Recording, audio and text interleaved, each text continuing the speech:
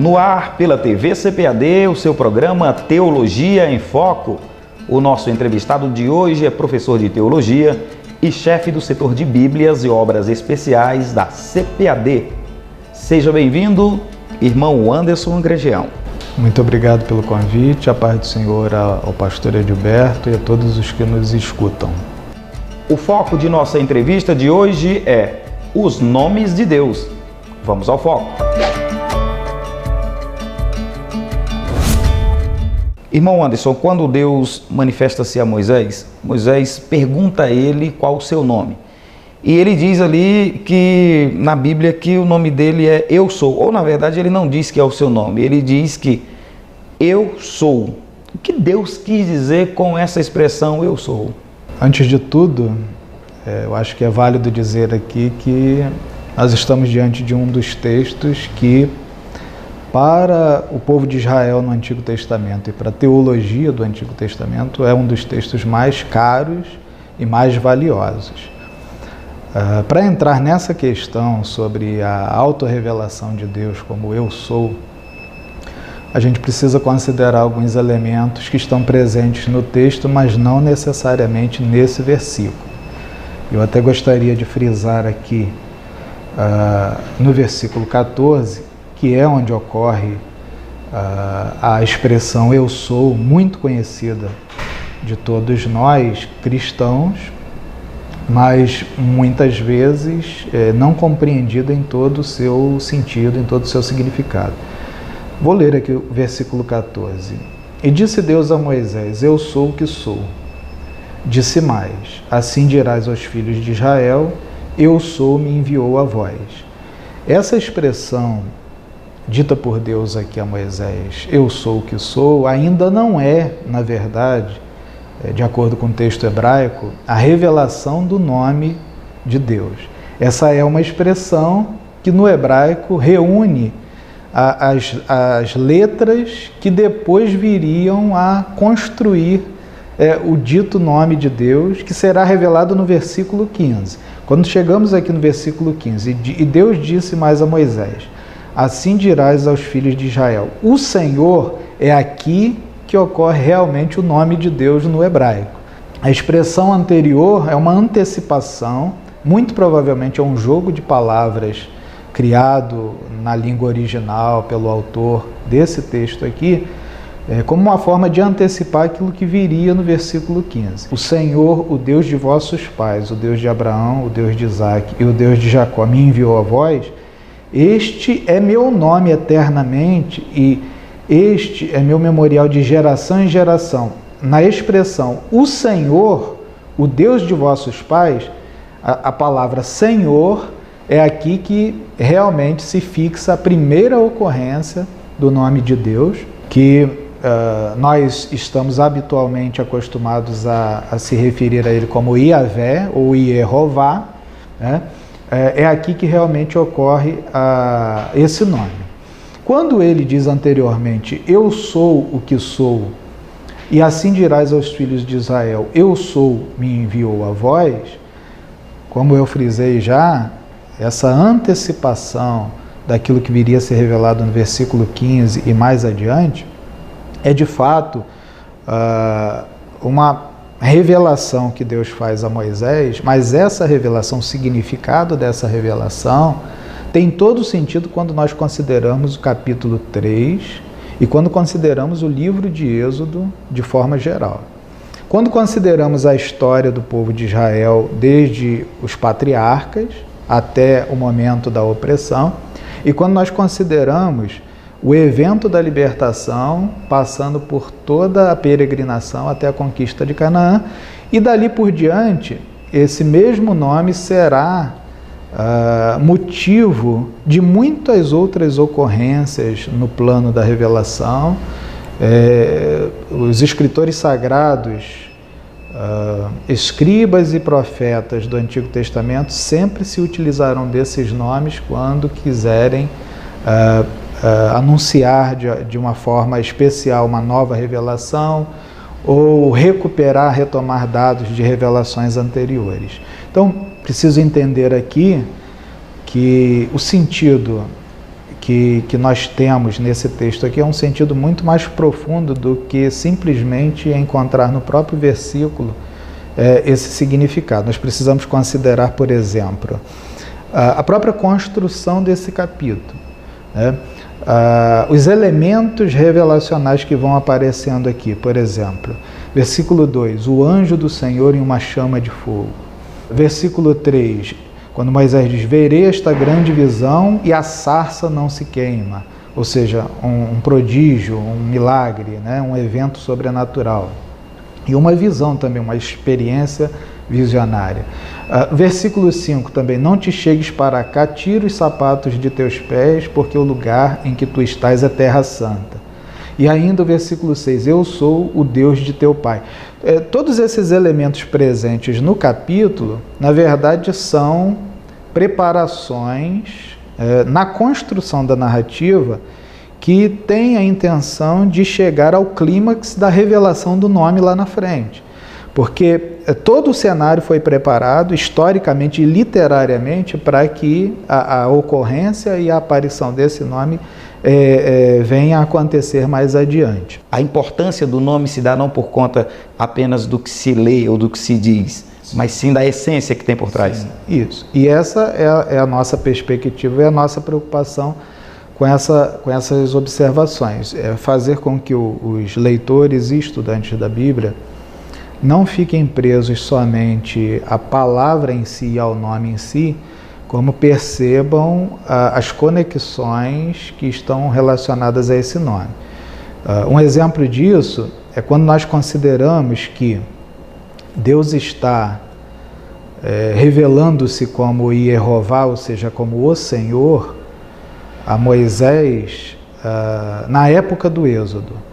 Mas no capítulo 6 do próprio Êxodo, ele diz para Moisés que ele não fora conhecido pelos patriarcas por esse nome. Mas quando vamos a Gênesis, encontramos desde o capítulo 2 de Gênesis o nome Jeová presente nos textos mais antigos. Esse Jeová que o irmão fala, na verdade é uma espécie de transliteração do tetragrama, do chamado nome impronunciável de Deus? É uma tentativa de pronunciá-lo com a inclusão, com a inserção de sons vocálicos, porque não havendo esses sons, nós só teríamos as consoantes originais e não teríamos condições de pronunciá-lo, né? Precisamos da inserção desses sinais vocálicos aí. É exatamente esse nome, é o tetragrama que nós encontramos em Gênesis, que o irmão vem dizendo, na verdade a gente encontra em Êxodo. Deus disse que não havia sido revelado, enfim, por esse nome, mas encontramos em Gênesis a presença desse nome? Sim, porque aí nós precisamos estabelecer uma diferença entre o evento da revelação e o evento do registro dessa revelação. Quando Deus se revelou a Moisés e falou sobre o seu nome, nós estamos no momento do período de opressão e libertação do povo de Israel. Não significa que Deus não houvesse já se revelado de alguma forma aos povos do passado, mas não por esse nome. Mas o Gênesis, como registro bíblico e como livro, ele só será confeccionado, elaborado posteriormente.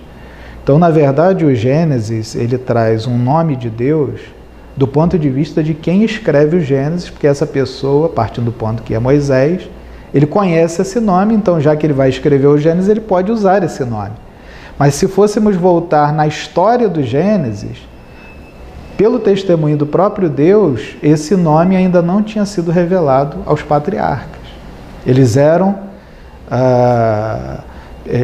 pessoas que entendiam, conheciam e se referiam a Deus por outros nomes que também são nomes de Deus, que também são títulos divinos, como El Shaddai, o Deus Todo-Poderoso, mas não especificamente o nome Jeová. Tanto é que nós já voltaremos para falar a respeito destes outros nomes, dessas outras revelações de Deus, como você mesmo falou, né? Yahvé, Jeová. Já nós vamos falar sobre Elohim, El Shaddai, como Deus se chama mesmo, quantos nomes ele tem. Nós vamos para um breve intervalo E já já nós estamos de volta, amigo, irmão internauta, com seu Teologia em Foco.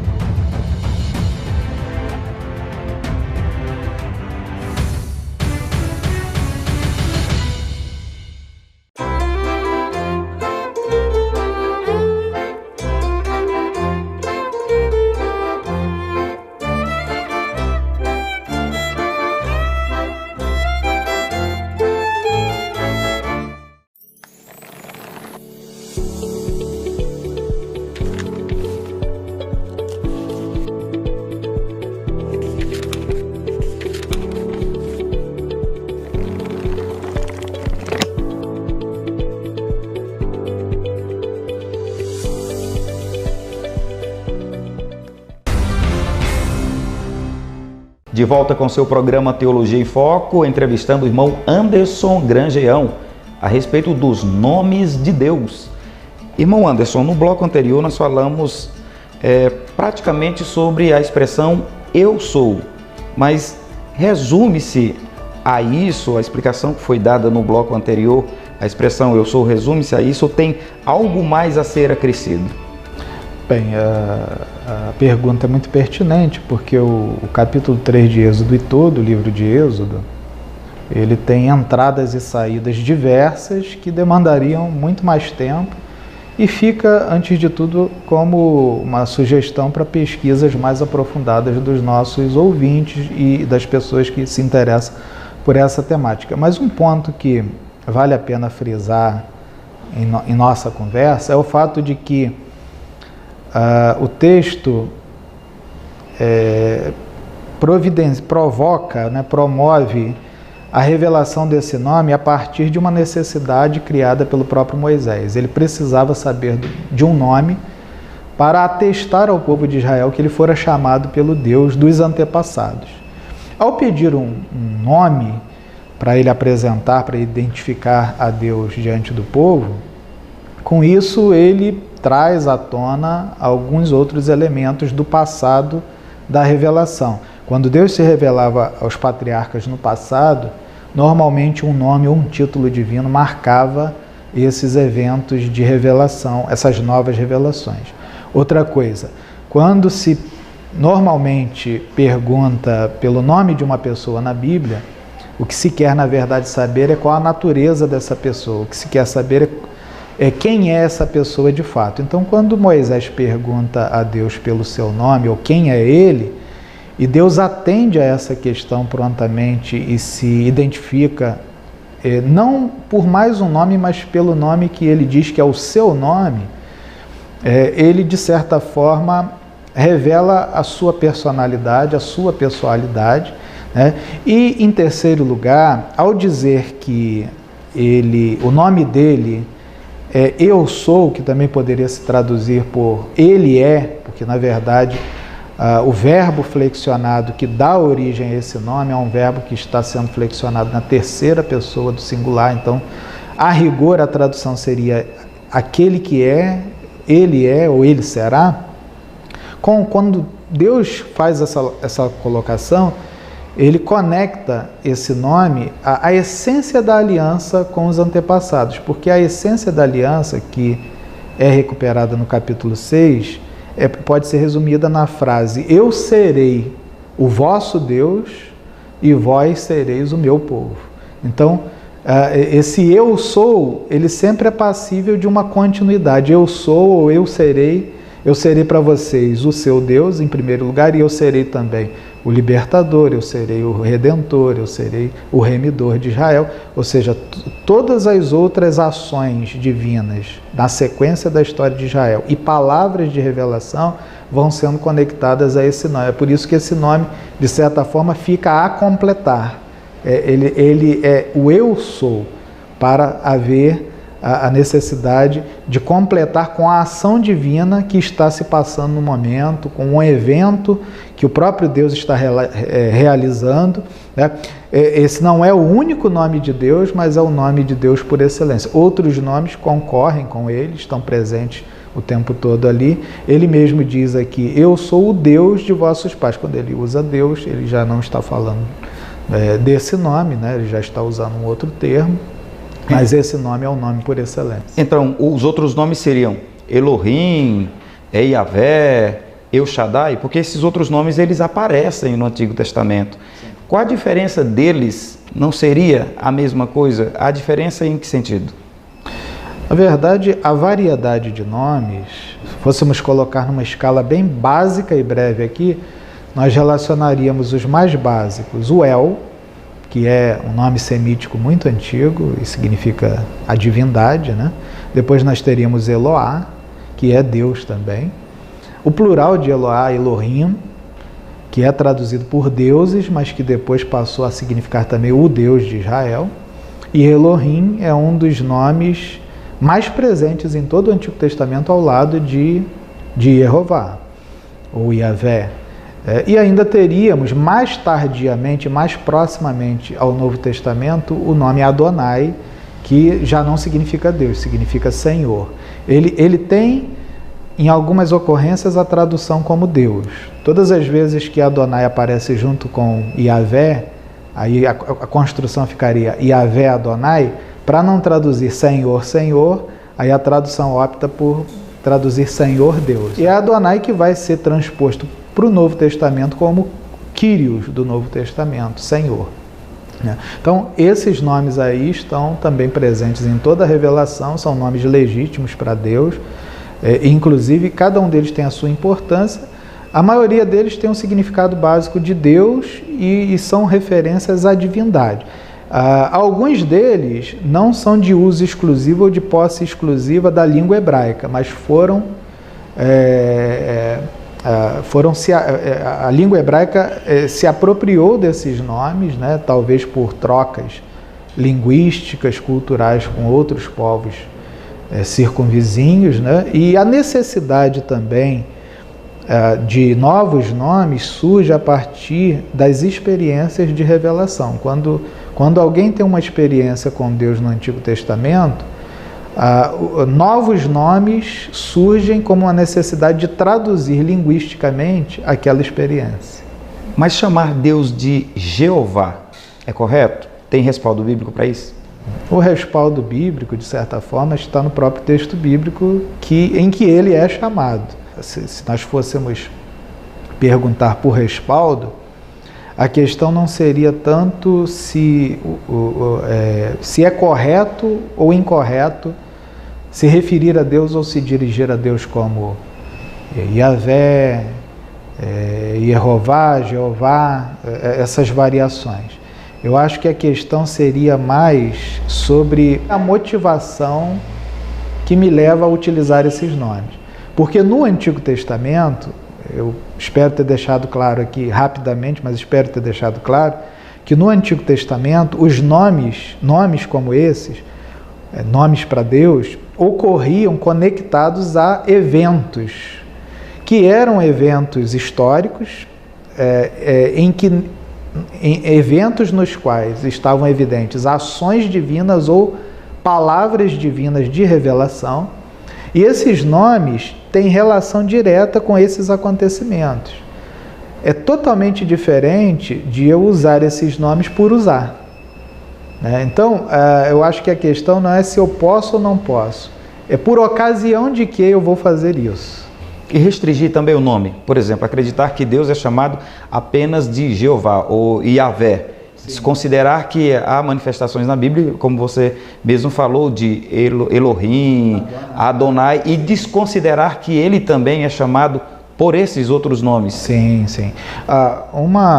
Talvez uma demonstração a mais dessa nossa colocação de que muito mais importante do que empregar um nome, usar um desses nomes para Deus, é estar ciente do significado desses nomes e da relação desses nomes com os eventos em que eles ocorrem.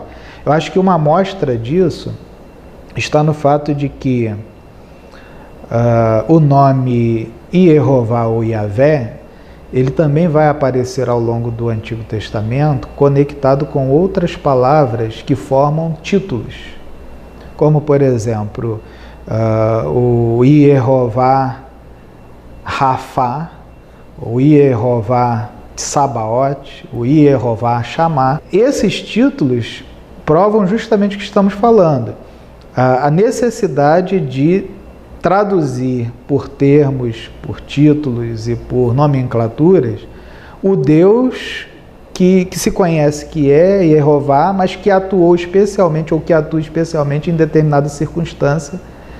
E para descrever aquela circunstância, para traduzir aquela circunstância em palavras, às vezes se usa o nome dele conectado com uma ação ou um evento que é descrito por aquela palavra que se conecta. No caso assim, Jeová Rafá, o Deus que cura. Sim, sim. Um exemplo muito bom, um outro exemplo muito bom, além desse, é claro, é quando Deus diz lá em Ezequiel que ele dará o nome à cidade da visão do profeta, né, a cidade que o profeta visualiza com toda aquela descrição maravilhosa, o que sugere que é certamente uma cidade futura, escatológica. Ele diz que dará o nome de Jeová Chamá, ou seja, o Senhor está ali, porque ele diz que aquela cidade será o seu tabernáculo, né? Então, os nomes eles estão totalmente conectados ao contexto onde eles ocorrem, né? Então, para eu utilizar o nome, eu também preciso de um contexto. Dizer quantos nomes Deus tem, então, fica difícil. Nós relacionamos aqui, muito rapidamente, talvez não com perfeição, mas com a tentativa de ser o mais completo possível, nós relacionamos os nomes mais básicos aqui. El, Elohá, Elohim, Yahvé ou Jeová e Adonai. Os demais nomes que vão ocorrer para Deus no Antigo Testamento, em geral, são combinações desses nomes com outras palavras, para formar nomes próprios, nomes de lugares, nomes de pessoas, né? Ou descrições, como a gente está conversando até aqui, de ações divinas no tempo, em determinadas circunstâncias, né? O nome de Elias, por exemplo, o profeta Elias, seria a junção de dois desses nomes, né? O El com o Iá, que é uma forma abreviada de Jeová. Nós vamos para mais um breve intervalo, irmão Anderson. A conversa está muito boa, mas ainda temos algumas questões, sobretudo já passando para o Novo Testamento. Amigo irmão internauta, já nós estamos de volta com o seu Teologia em Foco, falando a respeito dos nomes de Deus.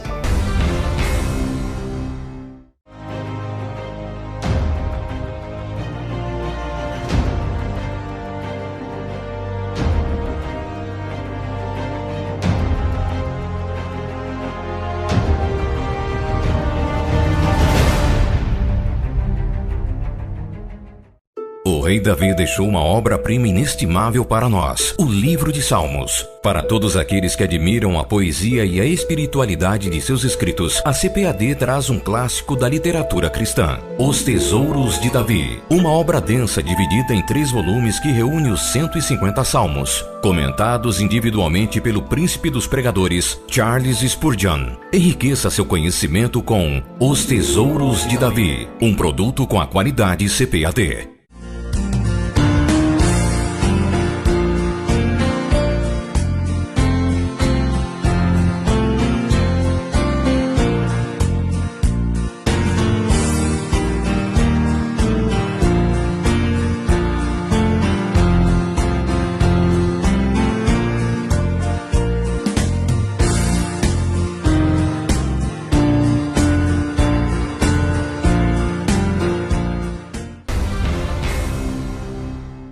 Estamos de volta com o programa Teologia em Foco, conversando com o irmão Anderson Grangeão a respeito dos nomes de Deus.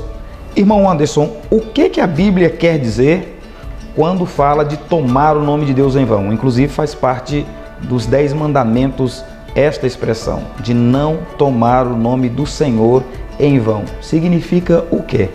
É interessante como esse mandamento sobre não tomar o nome do Senhor em vão, ele ocorre justamente alguns capítulos depois da própria revelação do nome, o Senhor, né, lá no capítulo 3 e depois no capítulo 6 de Êxodo.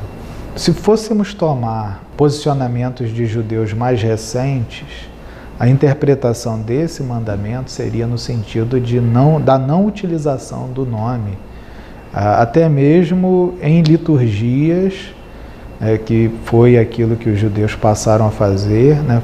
Passaram a tomar o cuidado de não utilizá-lo na leitura, por exemplo, pública na sinagoga, com o temor, com o medo de que pudessem estar quebrantando esse mandamento com algum tipo de utilização ou pronúncia dele incorretamente ou indignamente.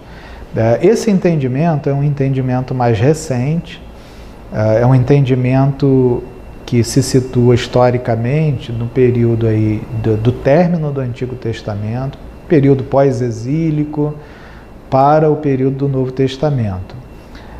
Justamente por ocasião desse entendimento que, inclusive, os judeus passaram a adotar a pronúncia do tetragrama como Yehová, entendendo que, na verdade, a pronúncia mais original seria Yahvé. Mas para não utilizar a pronúncia original Yahvé, eles adotaram o Yehová, porque, na verdade, o aproveitamento, a junção, o aproveitamento das consoantes que são o tetragrama com a combinação das vogais de Adonai. Então, esses judeus, com essa postura, com esse entendimento, na tentativa de evitar qualquer tipo de possibilidade de quebrantar o mandamento, optaram por inserir no tetragrama as vogais, só para explicar melhor, as vogais de Adonai, e a pronúncia passou a ser Yehová.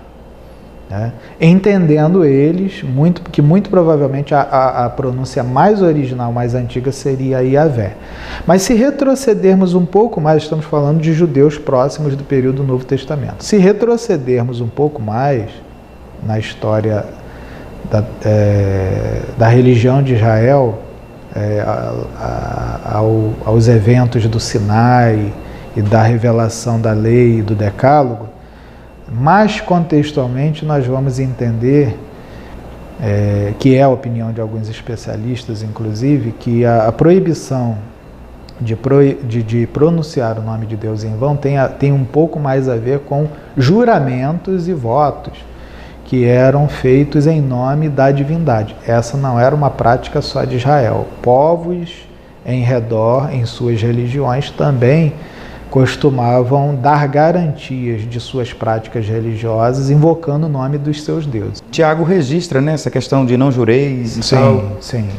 Se dá exatamente fazendo uma análise, isso que você está dizendo? Sim. É provável que seja reflexo dessa cultura. O fato é que a preocupação principal era não empreender nenhum tipo de juramento ou não declarar nenhum voto usando o nome do Senhor, uma vez que qualquer juramento ou voto humano está sempre sujeito a não ser cumprido, né? E o não cumprimento de um voto feito em nome do Senhor seria esse entendimento mais original do que seria tomar o nome de Deus em vão. No caso, banalizar o nome de Deus para validar uma prática que conscientemente o indivíduo tinha, o indivíduo certo, de que não cumpriria aquilo que estava dizendo, usava o nome de Deus para chancelar, carimbar, registrar, ele com consciência de que não realizaria. Tomar o nome de Deus em vão, no caso, nesse sentido. Sim, porque invocar o nome de Deus em conexão a um juramento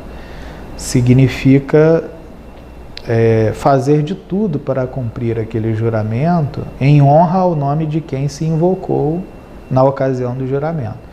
Dizer que vive Deus, ou tão certo como vive o Senhor, eu farei, eu cumprirei, e não cumprir, seria, em outras palavras, algo equivalente como que desejar a morte de Deus. Muito mais sério que a gente imagina. Muito então. mais sério, né? E quanto ao nome de Jesus?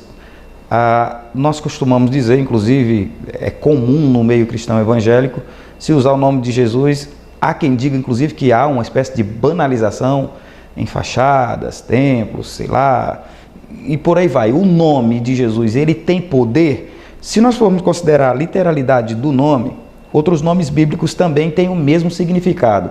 A exemplo disso, Josué. O nome de Jesus, o nome pelo nome, é que tem poder? Como é que nós entendemos essa questão? Acho que para entender um pouco melhor a relação que se estabelece no texto bíblico entre nome e poder, antes de tudo, é preciso considerar cada texto em que essa ideia é proposta, porque a variedade de textos também estabelece variedades de entendimentos, né?